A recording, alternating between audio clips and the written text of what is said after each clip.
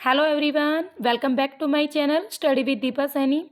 Guys, आज की इस वीडियो के अंदर हम थॉट ज्योग्राफी से रिलेटेड अपने कुछ क्वेश्चंस करेंगे और ये क्वेश्चंस आपके आगे आने वाले एग्जाम्स के लिए इंपॉर्टेंट होंगे, तो ध्यान से करिएगा क्वेश्चंस को। इससे पहले हम कुछ क्वेश्चंस कर चुके हैं, ठीक है, तो ये उन्हीं का पार्ट है।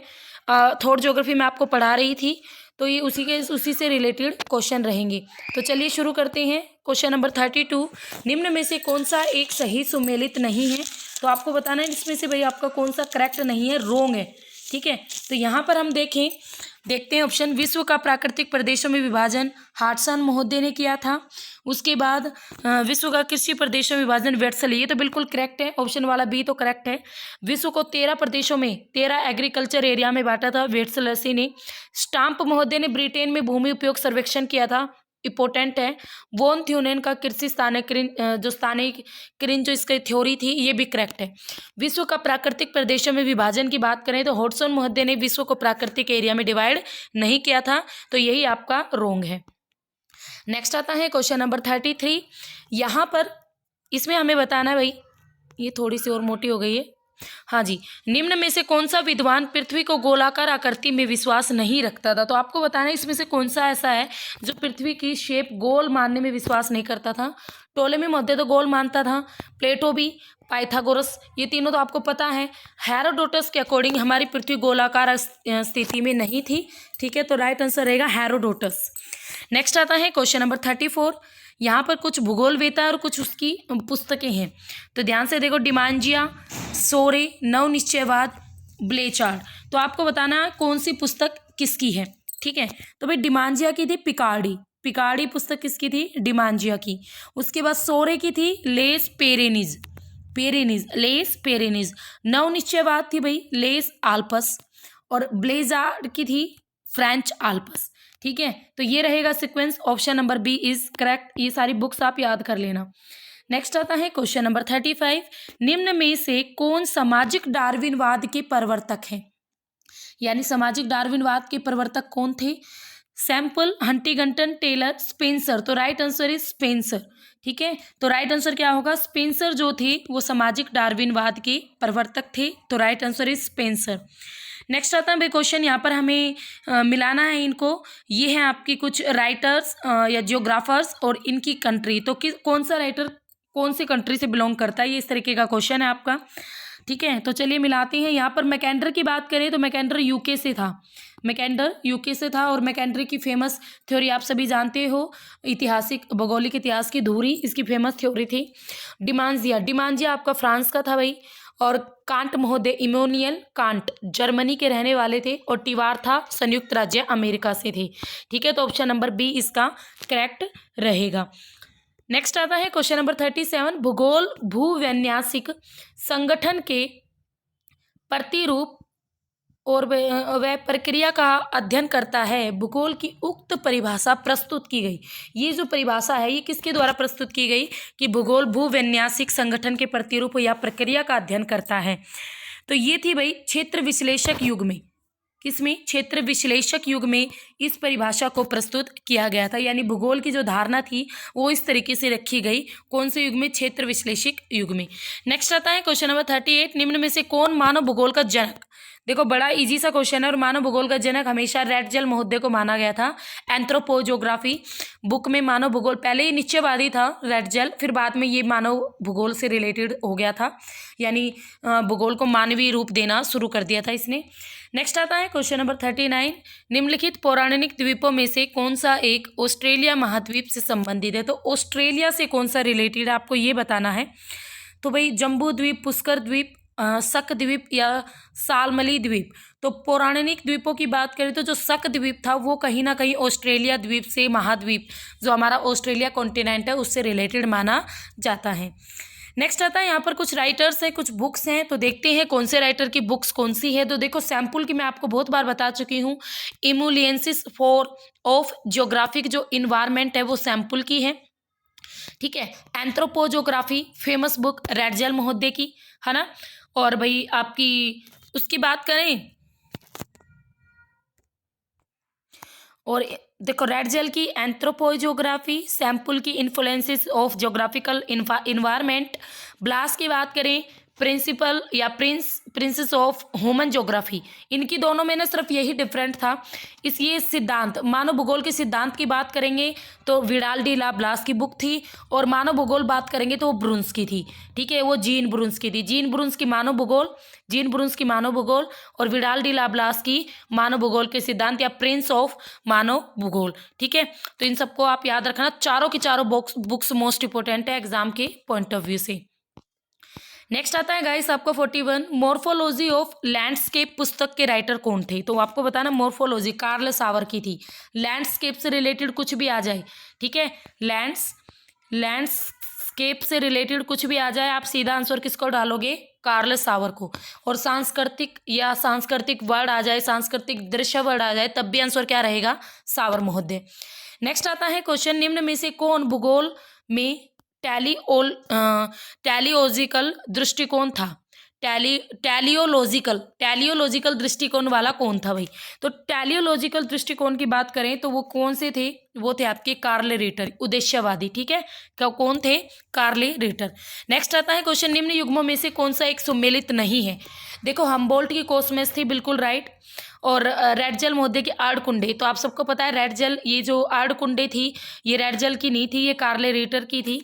ठीक है, तो रेड जेल की आड़कुंडे नहीं थी, रेड जेल की तो एंथ्रोपोजोग्राफी थी। टोलमे की आपकी अल्मागस्ट, ये भी बिल्कुल करेक्ट है। और रीटर ने यूरोप का भूगोल भी लिखा था। ठीक है, तो आड़कुंडे आपकी रेड जेल की नहीं थी। नेक्स्ट आता है क्वेश्चन नंबर 44, निम्न में से कौन ज्योग्राफिका के लेखक थे। तो आपको बताना ज्योग्राफिका जो बुक थी वो इरेटा सतनीस की थी। ठीक है, इरेटा सतनीस, ज्योग्राफी वर्ड का सबसे पहले यूज भी इरेटा सतनीस ने किया, और ज्योग्राफिका जो बुक थी भाई वो भी आपकी इरेटा सतनीस की ही थी। ओके, नेक्स्ट आता है क्वेश्चन नंबर 45, निम्न में से कौन सा सुमेलित नहीं है। कुश द्वीप दक्षिण पश्चिम एशिया, कोंच द्वीप यूरोप, शक द्वीप दक्षिण पूर्वी एशिया, सालमली द्वीप उत्तर पूर्वी एशिया। यानी ये भारतीय पौराणिक जो ग्रंथ है उनके अनुसार द्वीप दे रखे हैं कि कौन सा द्वीप किस में है। तो आपको बताना कौन सा सुमेलित नहीं है। तो जो आपका कुश द्वीप है वो आपकी साउथ और वेस्ट की ओर पड़ता है एशिया में। शक द्वीप देखो हमने अभी पढ़ा, ऑस्ट्रेलिया का पार्ट माना गया था, दक्षिण पूर्वी एशिया आ जाएगा। कोंच द्वीप यूरोप में पड़ता था, और सालमली द्वीप उत्तर पूर्वी एशिया। यही हमारा रॉन्ग फैक्टर। ठीक है, तो यहाँ पर ऑप्शन नंबर डी इसका आंसर हो जाएगा। नेक्स्ट आता है क्वेश्चन नंबर 46, निम्न में से किस अरब भूगोलवेता ने भू आकृतिक विज्ञान के विकास में सबसे ज्यादा योगदान दिया। तो भाई अगर हम बात करें भू आकृतिक यानी जियोमॉर्फोलॉजी में सबसे ज्यादा योगदान देने वाले थे अल-बुरूनी। ठीक है, अरब भूगोलवेताओं में सबसे ज्यादा योगदान किसने दिया, अल-बुरूनी ने। नेक्स्ट आता है पेरिप्लेस पुस्तक के राइटर कौन थे। तो पेरिप्लेस आजात नहीं अज्ञात आएगा यहाँ, यानी अज्ञात। ठीक है, अज्ञात यानी इसके राइटर का पता नहीं चलता, तो ऑप्शन में होगा अज्ञात राइटर थे। ठीक है, तो पेरिप्लेस जो बुक थी फेमस बुक थी ये भी, तो इनके जो राइटर थे वो कौन थे, अज्ञात। नेक्स्ट आता है क्वेश्चन नंबर 48, जो कि पिछली बार आपके एचटेट पीजीटी में भी पूछा गया था। एचटेट पीजीटी में ये क्वेश्चन आया हुआ था, टीओ मानचित्रों का विकास किस काल में हुआ। तो ये क्वेश्चन आपका एचटेट पीजीटी पिछले साल 2020 के क्वेश्चन पेपर में आया हुआ है। तो यहाँ पर इसका राइट आंसर रहेगा अंध युग के दौरान टीओ मैप का विकास हुआ था। ये काफ़ी डेवलपमेंट हुए थे यूरोप के अंदर भी। ठीक है, तो टीओ मैप ये मैप थे, मानचित्रों का विकास था। नेक्स्ट आता है क्वेश्चन नंबर 49, निम्न में से किसे रीजनल भूगोल का पिता कहते हैं। तो रीजनल यानी प्रादेशिक भूगोल के पिता किसे कहते हैं भाई, तो स्ट्रैबो को। Right answer is Strabo. जो स्ट्रैबो थे इन्हें रीजनल भूगोल का पिता कहते थे, यानी father of regional geography. Next आता है क्वेश्चन नंबर 50, निम्न में से किसने पहली बार हरक्यूलिस के पिलर से लेकर भारत के दूरस्थ भागों तक एक देशांतर रेखा खींची। तो भाई किसने खींची थी, इरेटा सतनीज ने। किसने खींची थी, इरेटा सतनीज ने। और भारत की परिधि की गणना भी सबसे पहले इरेटा सतनीज ने ही की थी। ठीक है, भारत की नहीं, सॉरी, हमारी पृथ्वी की परिधि की गणना। और पृथ्वी की परिधि की गणना करने के लिए इसने सीन नामक एक स्थान को चुना था। तो ये भी क्वेश्चन आता है एग्जाम में कि इरेटा सतनीज ने पृथ्वी की परिधि की गणना सबसे पहले की, और ठीक ठाक बताई थी भाई, नियर अबाउट बताई थी। ठीक है, तो इन्होंने एक सीन नामक स्थान को चुनकर पूरी पृथ्वी की परिधि की गणना की थी, सूर्य की किरणों को आधार मानकर। नेक्स्ट आता है क्वेश्चन नंबर 51, निम्न में से किसे पहली बार ऑर्थोग्राफिक और स्टीरियोग्राफिक प्रक्षेप विकसित करने का श्रेय जाता है। तो ऑर्थोग्राफिक और आपके स्टीरियोग्राफिक ये दोनों प्रोजेक्शन जो किसने इनको डेवलप किया था, तो हमारा राइट आंसर रहेगा हिप्पार्कस। ऑर्थोग्राफिक और स्टीरियोग्राफिक दोनों के दोनों जो प्रोजेक्शन है वो हिप्पाकर्स के द्वारा डेवलप किए गए थे, याद रखना। मीट्रियोलॉजी का इंपॉर्टेंट बुक किसकी? अरस्तु की। अरस्तु ने बहुत फेमस पर्सनैलिटी थे और इनकी फेमस बुक थी मीट्रियोलॉजी का, ठीक है, याद रखना। मीट्रियोलॉजी का इंग्लिश में भी इस तरीके से मिलेगा आपको, मीट्रियोलॉजी का आपकी किसकी बुक थी? अरस्तु की। नेक्स्ट आता है क्वेश्चन नंबर 53, निम्न में से कौन सा एक सही सुमेलित नहीं है? तो सही सुमेलित नहीं की बात करेंगे तो टेरा इनकोग्निटा, ये टोलेमी की करेक्ट है। भूमध्य रेखा की सही माप देखो, मैंने अभी आपको बताई थी, परिधि की सही गणना की थी काफी हद तक इरेटासथनीज ने। कैस्पियन सागर को एक लेक के रूप में बताया हेरोडोटस ने। एस्ट्रोलो स्ट्रैबो ने नहीं बताया था, ये रॉन्ग फैक्ट है, तो ऑप्शन नंबर डी हो जाएगा हमारा आंसर, ठीक है, समझ में आ गया। नेक्स्ट आता है हमारा क्वेश्चन,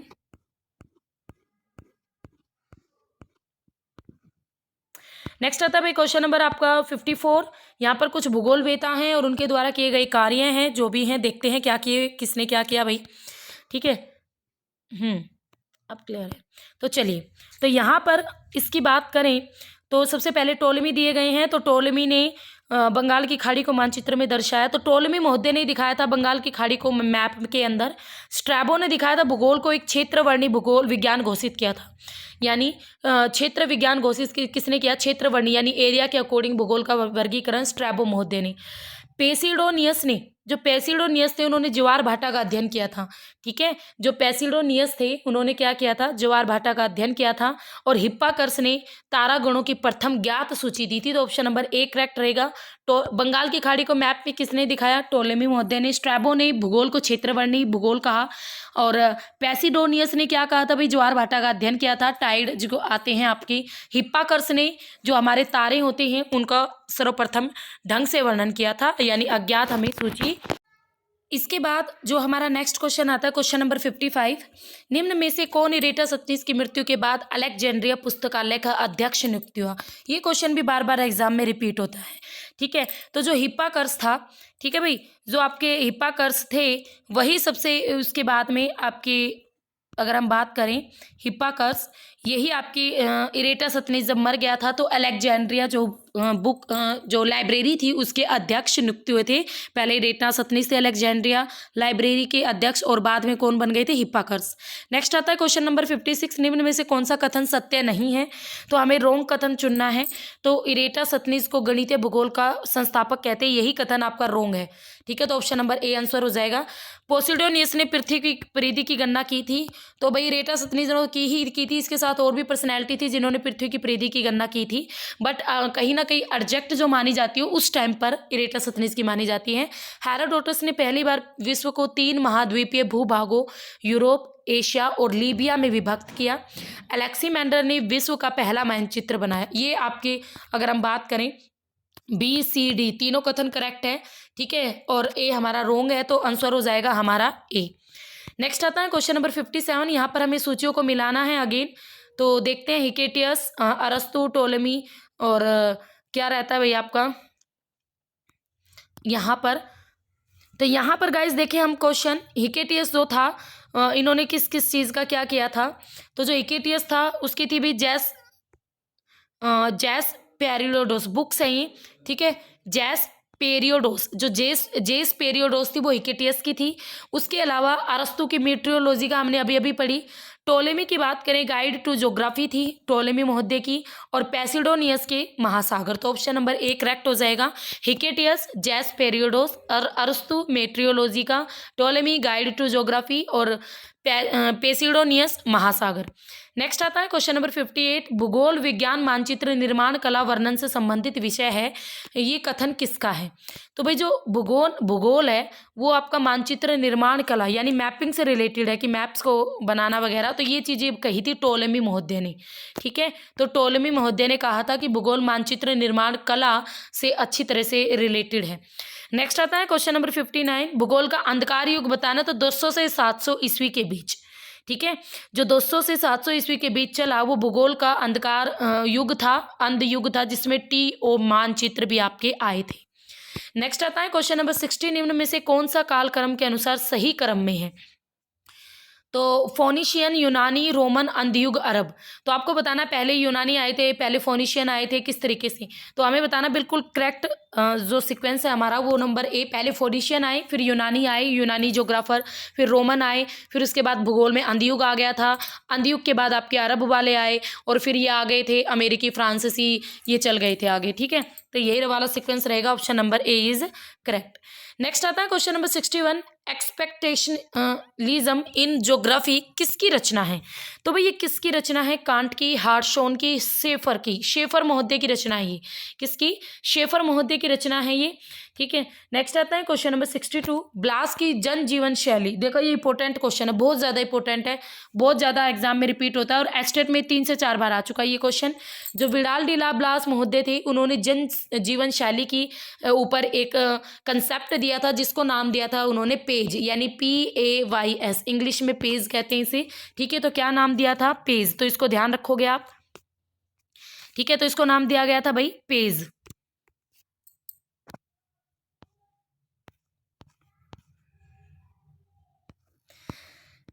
नेक्स्ट आता है यहाँ पर आपके सामने कुछ आपकी विचारधाराएं हैं, प्रत्यक्षवाद, आदर्शवाद, उग्रवाद, मानवतावाद। आपको थोड़ा कम दिख रहा होगा तो मैं बोल ही रही हूँ। ठीक है, तो आपको बताना ये कौन सी विचारधाराएं हैं भैया अपनी, देख के हमें, तो कौन सी किससे रिलेटेड है, यानी ये क्वेश्चन भी आपका इंपॉर्टेंट है, बार बार एग्जाम में आता है। तो सबसे पहले हम बात करें, जो प्रत्यक्षवाद थी वो काम्टे से रिलेटेड थी। ठीक है, अगस्ट काम्टे से रिलेटेड थी। और भाई आपकी आदर्शवाद गुल्के महोदय से रिलेटेड थी। उग्रवाद की बात करें तो वो यी फू टुआन से रिलेटेड थी, और मानवतावाद रिचर्ड पिट से।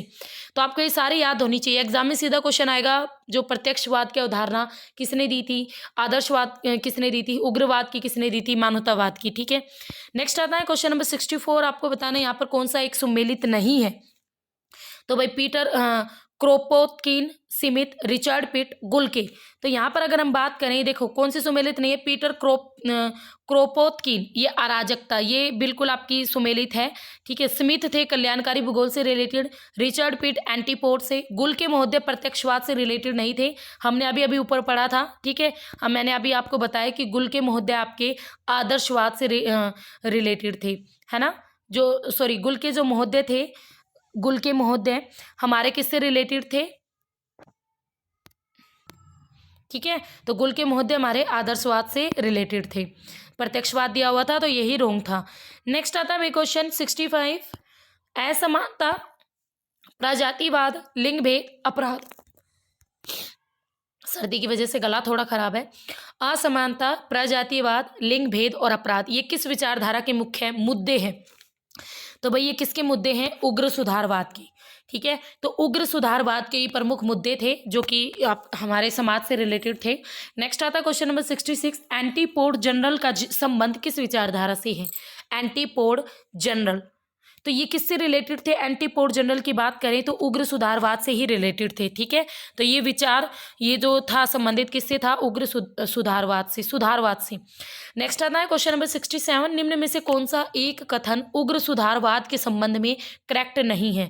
तो हमें बताना कौन सा कथन करेक्ट नहीं है। तो ये विचारधारा अति केंद्रवाद और साम्राज्यवाद, यानी अपना अपना एरिया फैला लो, इसके विरोधी थी, बिल्कुल करेक्ट। मात्रात्मक क्रांति के भी विरोधी थी कि भाई इसके भी, और उसके बाद अगर हम बात करें मार्क्सवाद के विरोधी थी, तो ये कथन गलत है, ये मार्क्सवाद के विरोधी नहीं थे, ये भूगोल में प्रत्यक्षवाद के विरोधी हैं, ये भी आपका करेक्ट है। तो ऑप्शन आंसर हो जाएगा हमारा ऑप्शन नंबर सी। नेक्स्ट आता है क्वेश्चन नंबर 68, निम्न में से किस विद्वान ने पहली बार मानवतावादी भूगोल शब्द का प्रयोग किया। तो भाई ये थे यू फू टुआन, ये क्वेश्चन एग्जाम में आता है। यू फू जो टुआन थे, मानवतावादी भूगोल वर्ड का सबसे पहले यूज इन्होंने ही किया था। नेक्स्ट आता है क्वेश्चन नंबर 69, हार्शोन के कार्य की सबसे प्रमुख थीम निम्न में से कौन सी थी। मात्रात्मक, व्यवहारवाद, क्षेत्र विभेदीकरण, निश्चयवाद। तो राइट आंसर हो जाएगा क्षेत्र विभेदीकरण। जो हार्सान महोदय थे उनके कामों में से उनकी एक फेमस थीम थी क्षेत्र विभेदीकरण। नेक्स्ट आता है रोजर्स बुक का राइटर कौन था। रोजर्स बुक, तो भाई रोजर्स बुक थी अल इदरीसी की।